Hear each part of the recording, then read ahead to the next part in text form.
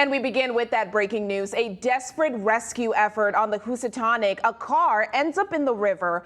Dozens of first responders working frantically to get that car to shore. And tonight we're learning 2 people were inside of that car and never made it out.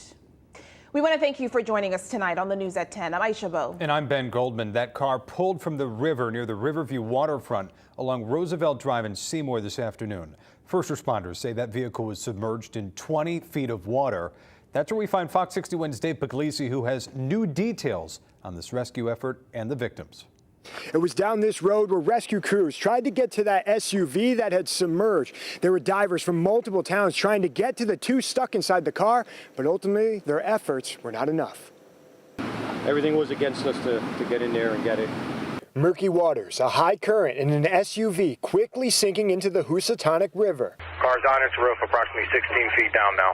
I have 2 firefighters in the water, 1 police officer, 1 civilian. Photos from across the river show some of the efforts from rescue teams trying to free the 2 people trapped inside. The male and female victim wouldn't make it. I think we had about 6 divers in the water at any given time. Responders who arrived first on scene say they commandeered a neighbor's boat to get to the car that was about 75 yards out in the water. They tied a tagline to the car to keep it from drifting as they sent firefighters down before divers arrived.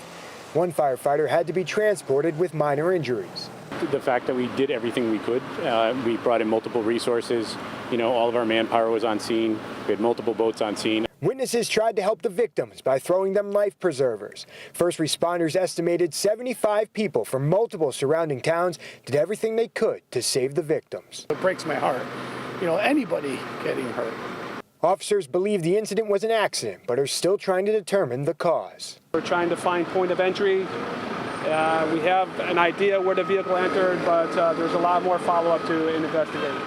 Police have not identified the victims yet, and they are still working to try to figure out just how that SUV ended up in the water.